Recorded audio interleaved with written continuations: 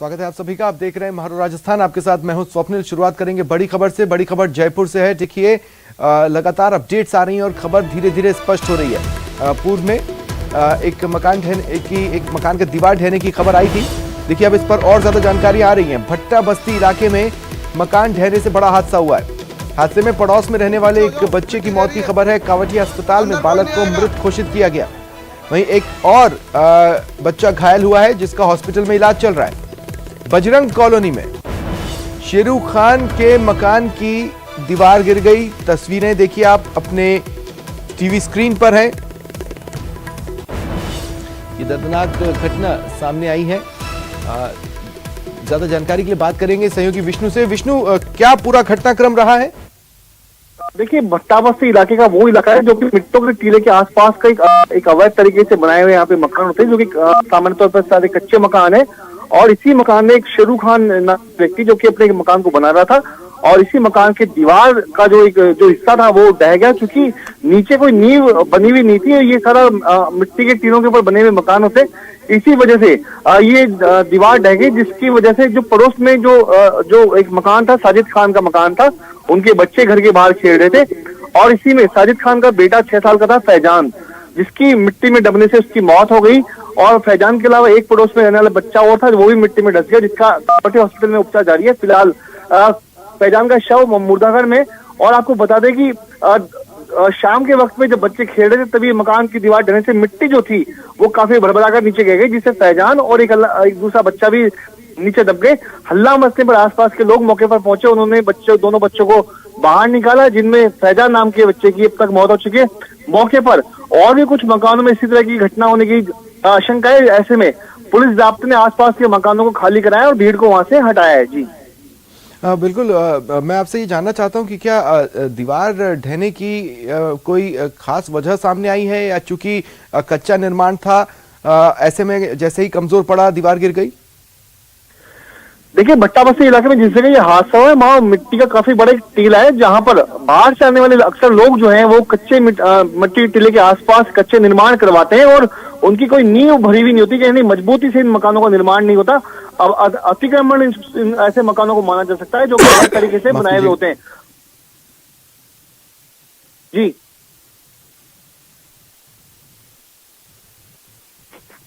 वहां पर क्या स्थिति है? मतलब आप जैसा कि आप खुद ही बता रहे हैं कि भाई आसपास के मकानों को लेकर भी अब आशंकाएं जताई जा रही हैं, तो ऐसे में वहां पर आप क्या देख रहे हैं? क्या कुछ लोगों को ये बोला गया है कि फिलहाल अगर हो सके तो आप अपने घरों से दूर रहें, या उनके लिए कोई वैकल्पिक व्यवस्था की जा रही है? और जो पीड़ित परिवार है, क्या इसके लिए किसी तरह की सहायता की घोषणा हुई है? देखिए भी हमारी भट्टा बस्ती थाना प्रभारी हुकुम सिंह शेखावत जी से बात हुई, जो कि इस वक्त मौके पर उनका कहना था कि आसपास काफी चूंकि भीड़ इकट्ठा हो गई है, और भी चूंकि मकान ऐसी तरह के मकान है जो कि मिट्टी के टीले के आसपास बिना किसी नींव के कच्चे निर्माण करवाए गए हैं, जिनमें ये मिट्टी ढहने की आशंका है। और इसीलिए आसपास के लोगों को वहां से हटने के लिए कहा है, क्योंकि भीड़ काफी हो गई थी। इसमें पुलिस जाब्ता और मौके पर बुलाया गया, और शव चूंकि पोस्टमार्टम के लिए कावटिया हॉस्पिटल में कल शव का पोस्टमार्टम होगा। और प्रशासन को, जिला प्रशासन को भी इसके बारे में सूचना दे दी गई, लेकिन अभी तक कोई मुआवजा या आर्थिक सहायता की कोई बात अभी सामने नहीं आई है।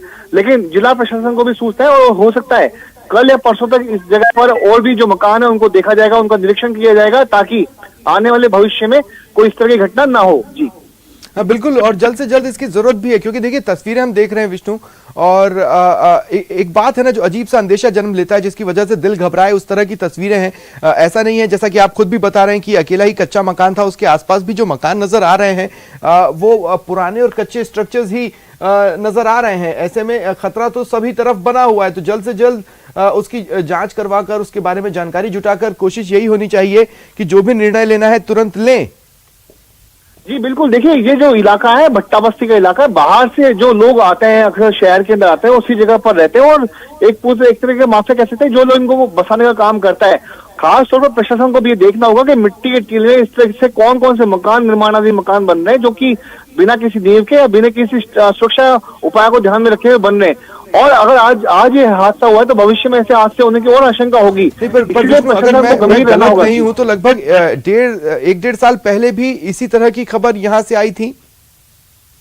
देखिए भट्टा बस्ती में इसके पहले करीब 5 मंजिला की मकान वहां पर ढह गया था, और भी घटनाएं जो है वहां पर हुई है। चूंकि मैं वहां सबसे ज्यादा अतिक्रमण मैं बिल्कुल वो ये कि अतिक्रमण बना करके अवैध तरीके से मकानों का वहां पर निर्माण हो रहा है, और मकानों की सुरक्षा के जो उपाय जो होते हैं, मानक जो होते हैं, उनको कोई ध्यान में नहीं रख करके कच्चे मकान के टीले के आसपास ये मकान बनाए जा रहे हैं, जिसको प्रशासन को रोकना चुनौती होगी। और प्रशासन अभी तक जो आंखें मूंदे हुआ है, हो सकता है इस घटना के बाद में प्रशासन की आंख खुलेगी और ऐसे को मकानों को बनने से रोका वहां पर जाएगा। नहीं, तो आप ये कह रहे हैं कि कोई लाइन ऑफ एक्शन या कोई प्लान नहीं है इस एरिया के लिए?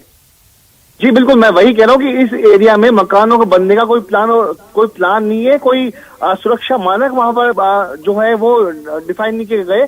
इसीलिए ये हादसा जो है आज सामने आया। चूंकि मिट्टी थी, नीचे कोई नींव नहीं थी, ऐसे में जैसे ये घटना हुई तो मिट्टी जो थी पूरी भड़बड़ा कर गिर गई, और आसपास मिट्टी के टीला, जो बहुत बड़े इलाके में वहां मिट्टी का टीला फैला हुआ है, वहीं पर ये उसी की ओट में, यानी उसी के जो नीचे जो किनारा होता है, वहीं पर ये मकान बनाए हुए हैं उसकी आड़ में। तो ये मकान भी बिना परमिशन के बने हैं, एक तरह से अतिक्रमण ही है? जी बिल्कुल, ये ऐसे इस तरह के वहां पे सैकड़ों मकान है जो बिना किसी परमिशन के वहां बन रहे हैं, और प्रशासन जो है आंखें मूंदा हुआ है। इसीलिए हम बार बार भी प्रशासन को चेता रहा है कि आने वाले वक्त में यदि इस तरह के मकानों का निर्माण नहीं रोका गया तो हो सकता है कि और भी कोई हादसे वहां पर देखने को मिले। जी विष्णु, देखिए मैं आपसे जानना चाहता हूं कि देखिए वैसे तो बहुत सी बस्तियां हैं जयपुर में, और हर बस्ती की अपनी एक अलग पहचान है। भट्टा बस्ती की पहचान आप बता ही रहे हैं किस तरह की है। मैं ये पूछना चाहता हूं कि भाई जेडीए के जोन में या जेडीए की नजर इस तरफ न जाना, क्या इसके पीछे कोई खास कारण? क्योंकि अगर कहीं पर अतिक्रमण हो रहा है तो उस पर जेडीए को कार्रवाई करनी है। दूसरा, बिना परमिशन के मकान बन रहे हैं, मानक का तो उसमें वैसे भी खास ख्याल रखा ही नहीं जा रहा है। जाहिर तौर पर आर्थिक रूप से कमजोर परिवार ही इस तरफ का रुख करते होंगे। ऐसे में इस अनदेखी की कोई खास वजह? देखिए, वजह यह है कि ये जो पूरा जोन है जहाँ पर ये भट्टा बस्ती जो इलाका आता है, वो नगर निगम के क्षेत्र में आता है, और जो बाहर से अक्सर जो लोग आते हैं जो कि मजदूरी करने के लिए जयपुर में आते हैं, या उसके अलावा मजदूर कई वर्षों से जयपुर में ही रहने लगे हैं, वो बेहद आसानी के तरीके से वे नाहरगढ़ किले के नीचे की तरफ जो मिट्टी का जो एक बहुत बड़ा एक जो एरिया है, जहाँ पर किशनबाग नाला भी है और आसपास का इलाका है, जहाँ मिट्टी के टीले हैं, पहाड़ है, उसी की उन्हीं की तलहटी के अंदर ये मकान जो है एक कह सकते हैं कि बाढ़ के रूप में बहुत बिना किसी उसके बन रहे हैं। और एक माफिया जो इनको पनपने का काम करता है, इनको बनाने का काम वहां पर करता है, उसके बाद में यहाँ पर फिर कनेक्शन लिए जाते हैं। तो अवैध तरीके से मकान अक्सर बनाए हुए जिनके कोई पट्टे नहीं है या कुछ और नहीं है, इसी तरह के मकान भी ये बनने की जानकारी हमको सामने आ रही है। इसीलिए ये संभवतः ये हादसा होने की अब तक जानकारी सामने आ रही है। जी, तो आज जो घटना रही है, देखिए उसमें हमको धीरे धीरे ये स्पष्ट तो हो रहा है कि क्या कारण रहा होगा इस घटना के पीछे। मैं आपसे पूछना चाहता हूं, लोगों ने अपने स्तर पर ही इन बच्चों को किसी तरह मिट्टी से बाहर निकाला, या कोई एक्सपर्ट्स की टीम वहां पर पहुंची थी सूचना मिलने पर? देखिए, जब शाम के वक्त में ये हादसा होने की जब जानकारी मिली तो वहां पर आसपास की, यानी जो न्यू संजय नगर जो इलाका है जिसका नाम है बजरंग नगर में इलाका है, वहां लोग ही इकट्ठा हो गए। उन्हीं लोगों ने, हालांकि पुलिस को सूचना मिल चुकी थी, सिविल डिफेंस की टीम भी मौके के लिए रवाना हो गई थी, लेकिन उसके पहले ही लोग अपने स्तर के ऊपर वहां मदद के लिए जुट गए, और गेटी फावड़े की मदद से लोगों ने, चूंकि एक जगह आइडेंटिफाई थी कि बच्चे यहाँ पर हो सकते हैं, जिन लोगों ने देखा उनको मालूम था कि बच्चे यहाँ पर हो सकते हैं, ऐसे में स्थानीय लोगों ने मिलकर के प्रयास करके बच्चे को बाहर निकाला, लेकिन तब तक काफी देर हो चुकी थी बच्चे को तलाश करके बाहर निकालने में। इसीलिए 6 साल के मासूम फैजान की मौत हो गई, और वहीं पर दूसरा जो बच्चा था वो अभी तक उसकी हालत गंभीर है, जो कि कांवटे हॉस्पिटल में एडमिट है। जी, तो जो ये जो जिसका परिवार है, जिसके मकान की दीवार गिरी है, वो कहां पर है इस वक्त? वो क्या कुछ कह रहा है? दूसरी बात, जैसा कि आपने बताया कि आपकी वहां के थानाधिकारी से बातचीत हुई है, क्या उन्होंने और भी कुछ कहा? क्योंकि अब देखिए, कयामत तो कभी भी हो सकती है और कयामत कभी भी आ सकती है। ऐसे में वो जो कार्रवाई कल करने की सोच रहे हैं, उसकी जरूरत तो रात में भी पड़ सकती है। तो क्या कुछ परिवारों को या आसपास के कुछ लोगों को ये कहा गया है कि अपना अपना घर छोड़ें और किसी सुरक्षित जगह पर चले जाएं, क्योंकि खतरा यहां पर बना हुआ है? देखिए, थाना प्रभारी हुकुम सिंह से हमारी बात हुई थी, जिनका कहना था कि भीड़ वहां पे काफी हुई थी, उस भीड़ को हटाने के लिए काफी मशक्कत करनी पड़ी, और आसपास इसी तरह के कच्चे मकान और भी है। लेकिन अभी जो हादसा है हुआ है वो शेरू खान नाम का व्यक्ति, जिनका मकान था और निर्माणाधीन मकान था, लेकिन अभी तक जो वजह उन्होंने बताई थी, जो हमारी बातचीत वहां पर हुई है, उनका कहना यह था कि नीचे जो नींव जो मकान की हमेशा जो स्ट्रक्चर खड़ा करने से पहले बनती है, वो नींव मिट्टी के ऊपर ही बनी हुई थी, और ये कोई पक्की नींव नहीं थी। ऐसे में मकान की दीवार के साथ साथ ये ढह गया, और जो मिट्टी के टीले का जो काफी बड़ा जो हिस्सा था, इसीलिए वो मिट्टी ढहने की बात भी सामने आई है। आमतौर के ऊपर मकान ढहने से पत्थर ढहते हैं, लेकिन यहाँ पे मिट्टी ढह करके आई जिनमें बच्चे दब गए।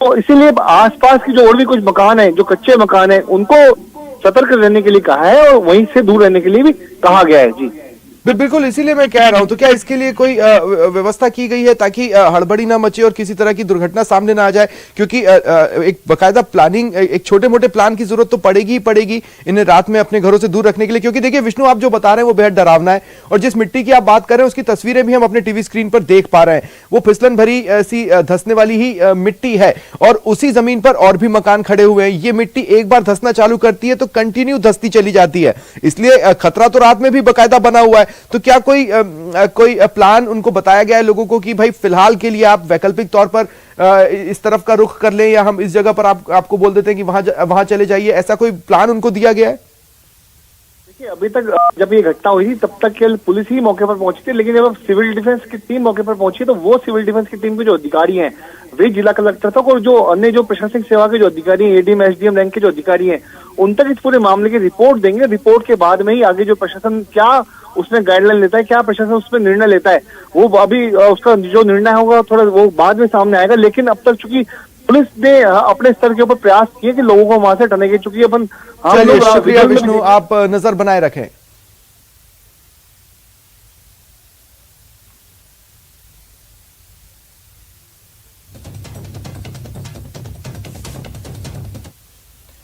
और सिरोही के आबू रोड से बड़ी खबर मिल रही है। आईओसी क्रूड ऑयल की लाइन में चोरी की खबर है। किवरिली के पास खेतों में पाइपलाइन में वॉल्व लगाकर चोरी की सूचना मिल रही है। आनंद फानन में पाइपलाइन मेंटेनेंस का काम जानकारी मिलते ही शुरू किया गया है। आबू रोड सदर पुलिस जांच के नाम पर फिलहाल खानापूर्ति कर रही है।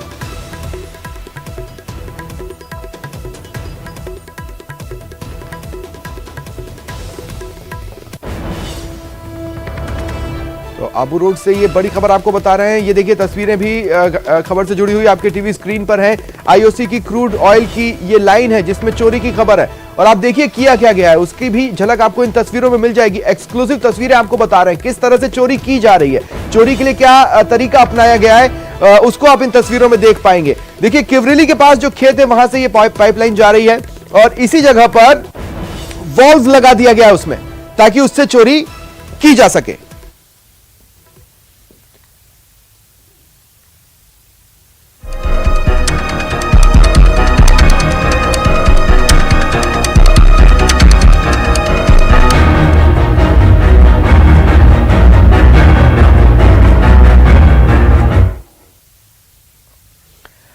देखिए, पाली से बड़ी खबर है। यहां मकानों में दरारें आने का मामला सामने आया। देखिए, एक और मकान खाली करने के आदेश जारी किए गए। अब तक कुल 7 ऐसे मकान सामने आए हैं जो कि खाली करवाए जा चुके हैं। 40 से ज्यादा मकानों में दरारें आई है। ये कुछ वैसा ही है जैसा कि उत्तराखंड के जोशीमठ में हो रहा है। ये बड़ी खबर आपको बता रहे हैं। 40 से ज्यादा मकान है जहां पर दरारें आई हैं, लोग डरे हुए हैं। अब बताया ही जा रहा है कि जमीन धंस रही है। जमीन धंसना इन मकानों में दरार आने की वजह को बताया जा रहा है। और इस बीच देखिए, बड़ी खबर है, एक और मकान है जिसे खाली करने के आदेश दिए गए। अब तक 7 मकान पूरी तरह से खाली करवाए जा चुके हैं, यानी उन मकानों में जो लोग थे उन्हें वहां से हटा दिया गया है। देखिए, 6 तस्वीरें आपके टीवी स्क्रीन पर दिखा रहे हैं, और सहयोगी श्याम चौधरी इस वक्त मेरे साथ जुड़ रहे हैं। श्याम, बेहद खौफ के पल में होंगे, ये बेहद खौफ के साए में जी रहे लोग वहां पर फिलहाल। जी बिल्कुल, यहाँ पे जो ये शहर का भीतरी इलाका है, साजी चौक जिसे कहते हैं, वहाँ के लोग ये बेहद खौफ की और डर के साये में जी रहे हैं, क्योंकि एक के बाद एक लगातार मकानों में दरारें आ रही है। और 7 मकान है जो पूरी तरह से क्षतिग्रस्त हो गए हैं, जिन्हें पूरी तरह से खाली करा दिया गया है, जिनमें 2 मकानों को गिरा भी दिया गया है। वहीं प्रशासन की ओर से जो ये लोग हैं उनको सुरक्षित जगह पे रहने के भी इंतजाम किए जा रहे हैं, लेकिन ये लोग जो इन मकानों में रहते थे वो अपने परिवार व नजदीकी लोगों के यहाँ रहने को चले गए हैं। अभी फिलहाल जो नगर परिषद आयुक्त अभिलाषा सिंह है वो बता रही है कि इन मकानों में जो दरारें आई है और पूरी तरह से क्षतिग्रस्त हो गए हैं, जहाँ पे जेसीबी या अन्य साधन नहीं पहुंच पा रहे हैं, उन मकानों को मैनुअली तरीके से गिराया जाएगा ताकि दूसरे मकानों में प्रभावित नहीं हो। सबसे बड़ी बात ये सामने आ रही है कि जो ये जांच सर्वेक्षण की टीम आई है, वो कह रही जमीन धंसने की वजह से ये मकानों में दरारें आ रही है। वहीं जो स्थानीय लोग हैं ये आरोप लगा रहे हैं कि जिस दिन से सीवरेज की खुदाई की गई थी उसके बाद से लगातार इन मकानों में दरारें आ रही है। सीवरेज का कार्य पूर्ण रूप से सही नहीं किया गया और उनका जो पानी सीवरेज का पानी है नींवों में जा रहा है और उसी की वजह से इन मकानों में ये दरारें आ रही है। जी चलिए, आप नजर बनाए रखें। फिलहाल तमाम जानकारी के लिए शुक्रिया।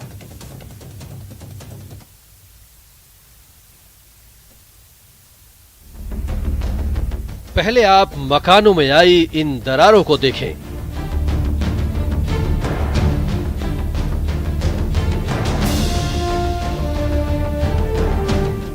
ये दरारें जोशी मठ की नहीं बल्कि पाली की हैं। यहाँ रहने वाले लोगों में दहशत का माहौल है। पाली शहर के भीतरी क्षेत्र में रह रहे लोग अब इन घरों को खाली करने को मजबूर हैं।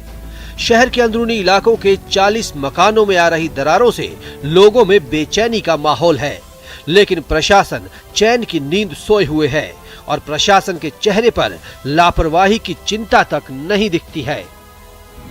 पाली में जोशीमठ जैसा हाल। पाली के अंदरूनी इलाकों के मकानों में आई दरारें। 40 मकानों में आई दरारों से लोगों में दहशत।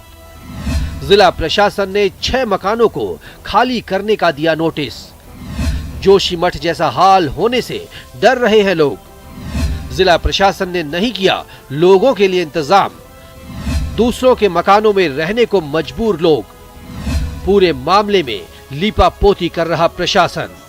जो ये अभी मैं कहना चाह रहा हूँ कि ये तकरीबन 10 से 15 साल पहले का मामला स्टार्ट हो गया था। जब से सीवरेज पाली में आई है तब से ये सब कुछ हो रहा है। यहाँ क्या पूरा 1 से 2 किलोमीटर एरिया अगर अपन घूमेंगे तो हर मकान में दरार है और अब ये दरार इतनी बढ़ चुकी है कि हमें मकान खाली करना पड़ रहा है। नोटिस तक हमें दे दिया गया है कि हम खाली कर दें।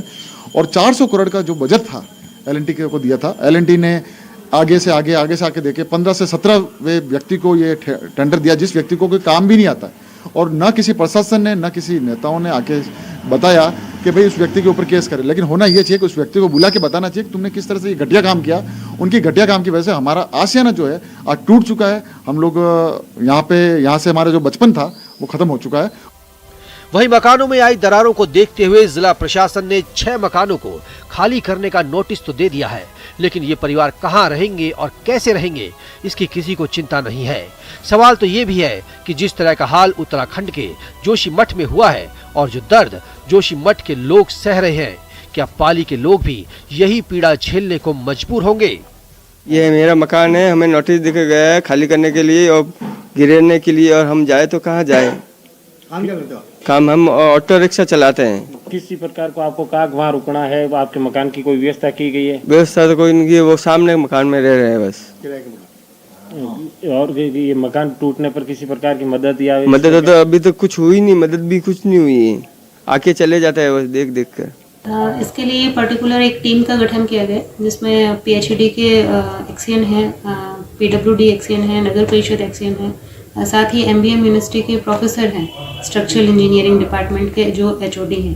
उन्होंने एक जॉइंट विजिट किया था कल और मोटा मोटी उन्होंने ज़मीन धंसने का इशू बताया है कि कुछ मिट्टी की वजह से, कुछ मिट्टी वैसी है उसकी वजह से वो धंसा है। डिटेल्ड रिपोर्ट अभी उनकी आई नहीं है। इनिशियली हम ये कर रहे हैं कि जो 6 मकानों में ज़्यादा क्रैक्स आई हैं उनकी एक बार शिफ्टिंग हो जाए, जो लगभग हो गई है। 1-2 फैमिलीज़ को कुछ इश्यूज़ हैं शिफ्टिंग में, तो वो हम नगर परिषद देख रही है और उनको गिराने की कार्रवाई प्राथमिकता है ताकि किसी को जनहानि और ऐसा कुछ इशू आगे नहीं रहे। मकानों में दरारें आने के बाद जिला प्रशासन और प्रशासनिक अधिकारी मौके पर पहुंचे। सभी क्षतिग्रस्त मकानों की जांच करवाई। प्रशासन का कहना है कि ये दरारें जमीन नीचे धंसने की वजह से आ रही हैं। वहीं स्थानीय लोगों की राय इस बारे में अलग है। लोगों का कहना है कि जिस दिन से इस क्षेत्र में सीवरेज लाइन बिछाई गई है उसके बाद से लगातार इन मकानों में दरारों की शिकायतें आना शुरू हुई। इसके बाद से दरारें बढ़ती चली गईं और अब इन दरारों ने 40 मकानों को अपने कब्जे में ले लिया है। जोशीमठ की तरह ही पाली शहर में भी कई मकानों में एक साथ दरारें आ चुकी है और 6 से अधिक मकान हैं जो पूरी तरह से क्षतिग्रस्त हो गया, जिन्हें जिला प्रशासन ने खाली करने के लिए नोटिस लगा दिए हैं। सबसे बड़ी बात यह है कि प्रशासन जहाँ कह रहा है कि यहाँ पर जमीन धंसने की वजह से ये मकानों में दरारें आई, वहीं स्थानीय लोग ये कह रहे हैं कि सीवरेज लाइन की घटिया निर्माण की वजह से इन मकानों में दरार है। आप देख सकते हैं कि कई मकान हैं जो पूरी तरह से क्षतिग्रस्त हो चुके हैं और उन्हें खाली करने के भी निर्देश दे दिए गए हैं प्रशासन की ओर से। इन लोगों का आरोप है कि प्रशासन सीवरेज कंपनी के खिलाफ किसी प्रकार की कार्रवाई नहीं करने को लेकर इस प्रकार की जमीन धंसने की बातें कर रहा है। हालांकि प्रशासन ने इस मामले में संज्ञान लेते हुए मकान मालिकों को दूसरे स्थान पर शिफ्ट करने का नोटिस जारी कर दिया है। बताया जा रहा है कि 40 मकानों में से 6 मकान गिराए जाएंगे। वहीं प्रशासन ये भी दावा कर रहा है कि अगर जरूरत पड़ी तो अन्य मकान भी गिराए जाएंगे। बहरहाल मकानों में आई दरारों के लिए जिम्मेदार कौन है? पाली से न्यूज़ 18 के साथ श्याम चौधरी की रिपोर्ट। राज्यसभा सांसद डॉक्टर किरोड़ीलाल मीणा ने राजस्थान कांग्रेस पर एक बार फिर निशाना साधा। उन्होंने कहा, कांग्रेस पार्टी में अब ऐसा कोरोना घुस गया है जो कांग्रेस को राजस्थान में तहस नहस कर देगा। आपको ध्यान हो, बीच में वेणुगोपाल आए थे तो दोनों के हाथ मिला के गए थे, तो मैंने उस समय बयान दिया था कि ये हाथ तो कुछ दिनों के हैं, राख के नीचे आग धधक रही है, राख जैसे ही हटेगी अग्नि प्रचंड उससे प्रज्वलित होगी। वो समय आ गया कि पायलट नहीं रुक रहे, बयान दे रहे हैं और वो तो कह रहे हैं जादूगरी होते हुए भी किस जादू से पेपर निकला और ये उनको कोरोना कह रहे हैं। गहलोत साहब ने एक बार कहा था कि 15 साल तक मेरा कोई बाल बांका नहीं कर सकता। दूसरे दिन पायलट साहब ने कहा था कि 50 साल तक भी मेरा कोई बाल बांका नहीं कर सकता। गहलोत साहब पायलट को गद्दार कह चुके हैं, नकारा कह चुके हैं और निकम्मा कह चुके हैं। तो अब कोरोना कह दिया, क्या फर्क पड़ता है? पर देश की प्रदेश की जनता कोरोना से बची रहे, ये भगवान से हम कामना का चाहते हैं। और ऐसा कोरोना कांग्रेस में घुस गया जो कोरोना कांग्रेस को पूरी तरह से तहस नहस कर देगा। वहीं बीजेपी कांग्रेस की खामियां गिनाने में जुटी है। दरअसल केंद्रीय जल शक्ति मंत्री गजेंद्र सिंह शेखावत ने प्रदेश कांग्रेस में चल रही गुटबाजी पर तंज कसा है। मुझे लगता है कि यह ऐसा विषय है जिस पर मुझे टिप्पणी करने का अधिकार नहीं है, क्योंकि वो उनके घर की लड़ाई है। लेकिन ये कोरोना के अलावा बाकी जितने भी विशेषण दिए गए हैं, जो नकारा कहा गया होगा, निकम्मा कहा गया होगा, डरपोक कहा गया होगा, वो सब के सब विशेषण मुझे भी मिल चुके हैं। तो इसलिए मुझे लगता है कि अब उम्र की बढ़ती हुई उम्र के साथ साथ में माननीय मुख्यमंत्री जी का स्वभाव हो गया है कि बूढ़े आदमी जिस तरह से कह देते हैं, मुझे लगता है इस बार भी उन्होंने कुछ कहा होगा। और जयपुर से बड़ी खबर मिल रही है। मुख्यमंत्री अशोक गहलोत का बजट पूर्व संवाद से जुड़ी बड़ी खबर। देखिए, इसका समय बदला गया था, 7 बजे ये बैठक शुरू होनी थी और अब खबर मिल रही है कि इस बैठक में शामिल होने के लिए सचिवालय मुख्यमंत्री अशोक गहलोत पहुंच चुके हैं। यानी कुछ ही देर में ये बैठक शुरू होगी।